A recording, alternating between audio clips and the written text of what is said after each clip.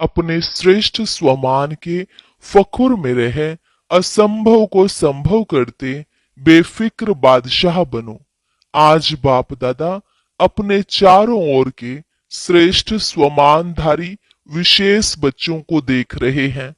हर एक बच्चे का स्वमान इतना विशेष है जो विश्व में कोई भी आत्मा का नहीं है।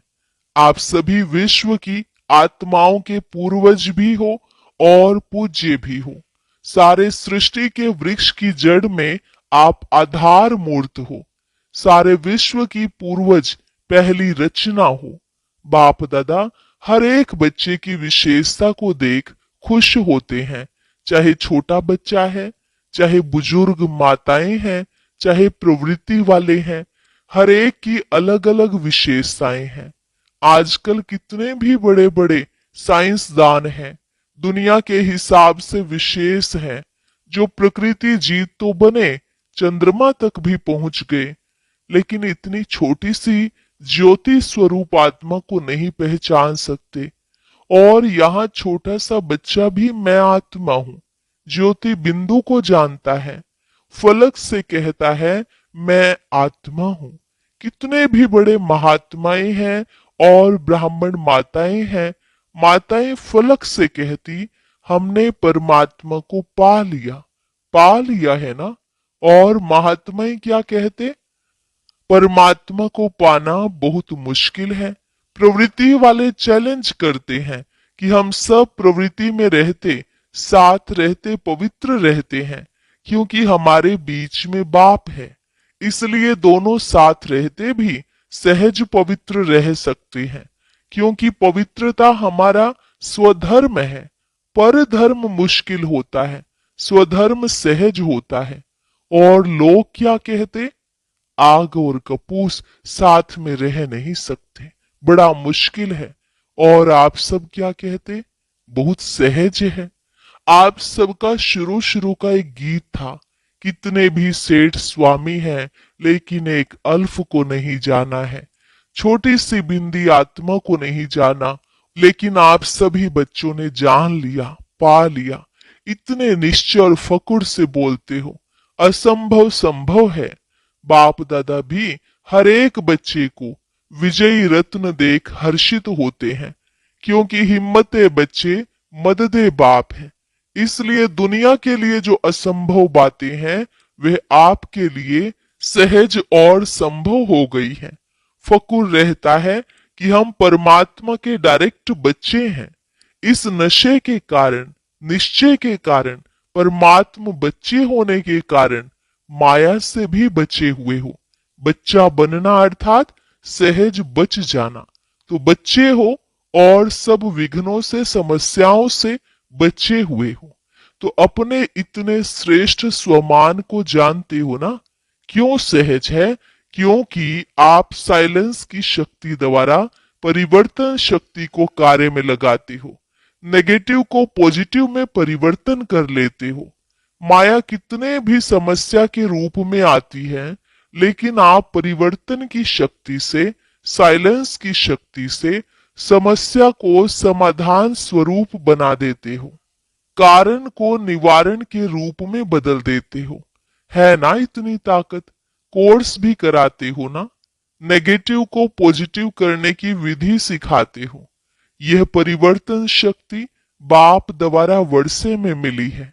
एक ही शक्ति नहीं, सर्व शक्तियां, परमात्मा वर्षा मिला है।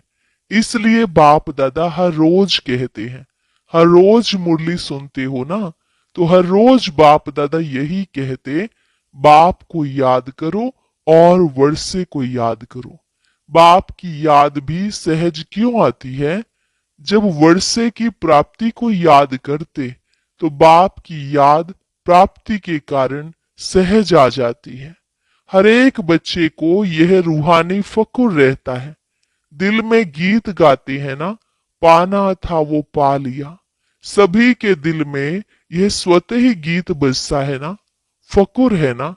जितना इस फकुर में रहेंगे तो फकुर की निशानी है बेफिक्र होंगे।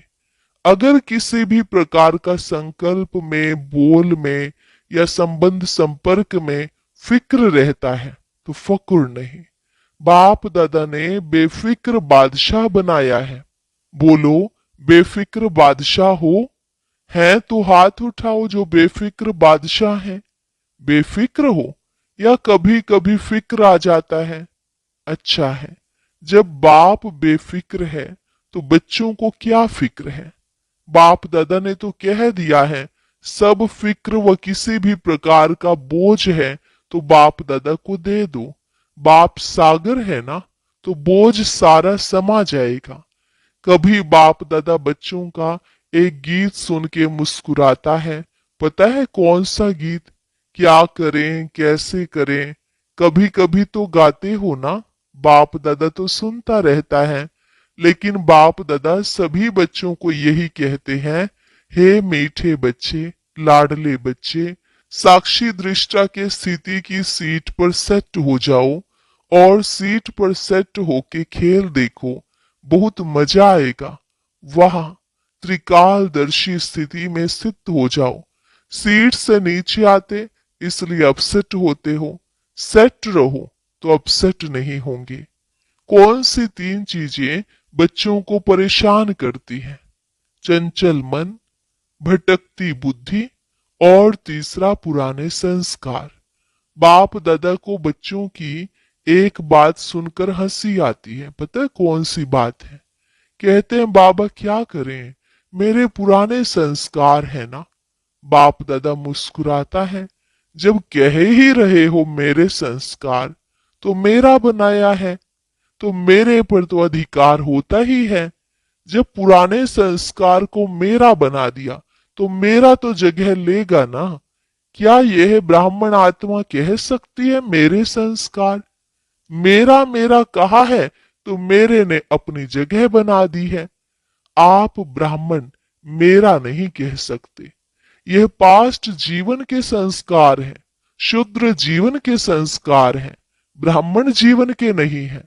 तो मेरा मेरा कहा है तो वह भी मेरे अधिकार से बैठ गए हैं। ब्राह्मण जीवन के श्रेष्ठ संस्कार जानते हो ना। और यह संस्कार जिनको आप पुराने कहते हो वह भी पुराने नहीं हैं। आप श्रेष्ठ आत्माओं का पुराने ते पुराना संस्कार अनादि और आदि संस्कार है। यह तो द्वापर मध्य के संस्कार हैं। तो मध्य के संस्कार को बाप की मदद से समाप्त कर देना कोई मुश्किल नहीं है। परंतु होता क्या है, बाप जो सदा आपके साथ कंबाइंड है उसे कंबाइंड जान सहयोग नहीं लेते। कंबाइंड का अर्थ ही है समय पर सहयोगी। लेकिन समय पर सहयोग ना लेने के कारण मध्य के संस्कार महान बन जाते हैं। बाप दादा जानते हैं कि सभी बच्चे बाप के प्यार के पात्र हैं, अधिकारी हैं। बाबा जानते हैं कि प्यार के कारण ही सभी पहुंच गए हैं, चाहे विदेश से आए हैं चाहे देश से आए हैं, लेकिन सभी परमात्मा प्यार की आकर्षण से अपने घर में पहुंचे हैं। बाप दादा भी जानते हैं प्यार में मेजोरिटी पास है। विदेश से प्यार के प्लेन में पहुंच गए हो। बोलो सभी प्यार की डोर में बंधे हुए यहां पहुंच गए हो ना। यह परमात्म प्यार दिल को आराम देने वाला है। अच्छा, जो पहली बार यहाँ पहुंचे हैं वह हाथ उठाओ, हाथ हिलाओ, भले पधारे। अभी बाप दादा ने जो होमवर्क दिया था, याद है होमवर्क? याद है?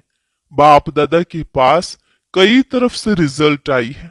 सभी की रिजल्ट नहीं आई है, कोई की कितने परसेंट में भी आई है। लेकिन अभी करना क्या है? बाप दादा क्या चाहते हैं? बाप दादा यही चाहते हैं कि सब पूजनीय आत्माएं हैं, तो पूजनीय आत्माओं का विशेष लक्षण दुआ देना ही है। तो आप सभी जानते हो कि आप सभी पूजनीय आत्माएं हो, तो यह दुआ देना अर्थात दुआ लेना अंडरस्टूड हो जाता है। जो दुआ देता है, जिसको देते हैं, उसके दिल से बार बार देने वाले के लिए दुआ निकलती है। तो हे पूज्य आत्माएं, आपका तो निजी संस्कार है दुआ देना, अनादि संस्कार है दुआ देना। जब आपके जड़ चित्र भी दुआ दे रहे हैं, तो आप चैतन्य पूज्य आत्माओं का तो दुआ देना यह नेचुरल संस्कार है। इसको कहो मेरा संस्कार। मध्य द्वापर के संस्कार नेचुरल और नेचर हो गए हैं। वास्तव में यह संस्कार दुआ देने के नेचुरल नेचर है। जब किसी को दुआ देते हैं तो वह आत्मा कितनी खुश होती है, वह खुशी का वायुमंडल कितना सुखदायी होता है। तो जिन्होंने भी होमवर्क दिया है उन सब को, चाहे आए हैं चाहे नहीं आए हैं, लेकिन बाप दादा के सामने हैं, तो उन्हों को बाप दादा मुबारक दे रहे हैं। होमवर्क किया है तो उसे अपनी नेचुरल नेचर बनाते हुए आगे भी करते कराते रहना। और जिन्होंने थोड़ा बहुत किया है, नहीं भी किया है, तो वह सभी अपने को सदा मैं पूज्य आत्मा हूँ, मैं बाप की श्रीमत पर चलने वाली विशेष आत्मा हूँ, इस स्मृति को बार बार अपनी स्मृति और स्वरूप में लाना। क्योंकि हरेक से जब पूछते हैं कि आप क्या बनने वाले हो, तो सब कहते हैं हम लक्ष्मी नारायण बनने वाले हैं। राम सीता में कोई नहीं हाथ उठाता। जब लक्ष्य है 16 कला बनने का, तो 16 कला अर्थात परम पूज्य पूज्य आत्मा का कर्तव्य ही है दुआ देना।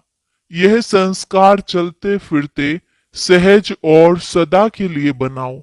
हो ही पूज्य, हो ही 16 कला, लक्ष्य तो यही है ना।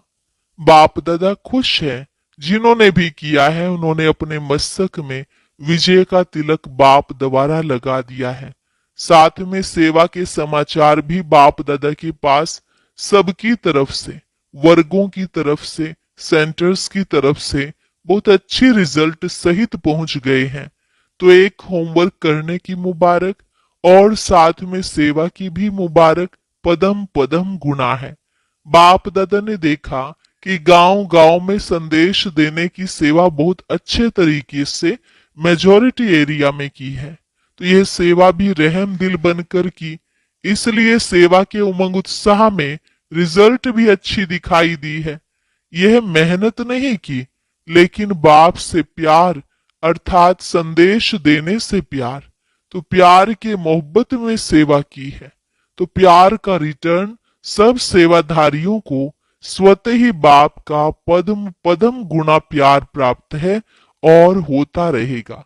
साथ में सभी अपनी प्यारी दादी को बहुत स्नेह से याद करते हुए दादी को प्यार का रिटर्न दे रहे हैं। तो यह प्यार की खुशबू बाप दादा के पास बहुत अच्छी तरह से पहुंच गई है। अभी जो भी मधुबन में कार्य चल रहे हैं, चाहे विदेशियों के चाहे भारत के, वे सब कार्य भी एक दो के सहयोग सम्मान के आधार से बहुत अच्छे सफल हुए हैं और आगे भी होने वाले कार्य सफल हुए पड़े हैं। क्योंकि सफलता तो आपके गले का हार है। बाप के गले के भी हार हो। बाप ने याद दिलाया था कि कभी भी हार नहीं खाना, क्योंकि आप बाप के गले के हार हो। तो गले का हार कभी हार नहीं खा सकता। तो हार बनना है या हार खानी है? नहीं ना, हार बनना अच्छा है ना, तो हार कभी नहीं खाना।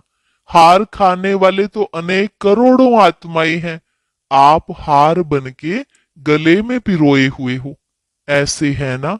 तो संकल्प करो, बाप के प्यार में माया कितने भी तूफान सामने लाए, लेकिन मास्टर सर्वशक्तिवान आत्माओं के आगे तूफान भी तोहफा बन जाएगा।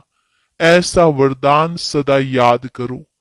कितना भी ऊंचा पहाड़ हो, पहाड़ बदल के रूई बन जाएगा। अभी समय की समीपता प्रमाण वरदानों को हर समय अनुभव में लाओ, अनुभव की अथॉरिटी बनो। जब चाहो तब अपने अशरीरी बनने की, फरिश्ता स्वरूप बनने की एक्सरसाइज करते रहो।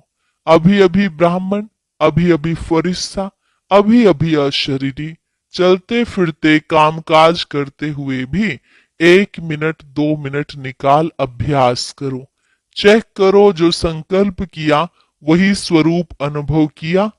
अच्छा, चारों ओर के सदा श्रेष्ठ स्वमानधारी सदा स्वयं को परम पूज्य और पूर्वज अनुभव करने वाले, सदा अपने को हर सब्जेक्ट में अनुभवी स्वरूप बनाने वाले, सदा बाप के दिल तख्त नशीन, भ्रिकुटी के तख्त नशीन, सदा श्रेष्ठ स्थिति के अनुभवों में स्थित रहने वाले, चारों ओर के सभी बच्चों को याद प्यार और नमस्ते। रूहानी बच्चों की रूहानी बाप दादा को नमस्ते नमस्ते, गुड मॉर्निंग। शुक्रिया बाबा, शुक्रिया। सभी तरफ से सभी के पत्र, ईमेल, समाचार सभी बाप दादा के पास पहुंच गए हैं। तो सेवा का फल और बल सभी सेवाधारियों को प्राप्त है और होता रहेगा। प्यार के पत्र भी बहुत आते हैं, परिवर्तन के पत्र भी बहुत आते हैं। परिवर्तन की शक्ति वालों को बाप दादा अमर भव का वरदान दे रहे हैं। जिन सेवाधारियों ने श्रीमत को पूरा फॉलो किया है, ऐसे फॉलो करने वाले बच्चों को बाप दादा कहते सदा फरमान बरदार बच्चे वाह। बाप दादा यह वरदान दे रहे हैं और प्यार वालों को बहुत बहुत प्यार से दिल में समाने वाले अति प्यारे और अति माया के विघ्नों से न्यारे ऐसा वरदान दे रहे हैं। अच्छा, अभी सबके दिल में क्या उमंग आ रहा है? एक ही उमंग बाप समान बनना ही है। यह उमंग? पांडव हाथ उठाओ। बनना ही है। देखेंगे, बनेंगे, गेगे नहीं करना, लेकिन बनना ही है। पक्का? पक्का? अच्छा, हर एक अपना ओके का कार्ड अपने टीचर के पास चार्ट के रूप में देते रहना। ज्यादा नहीं लिखो, बस एक कार्ड ले लो, उसमें ओके लिखो या लाइन डालो, बस। ये तो कर सकते हो ना, लंबा पत्र नहीं।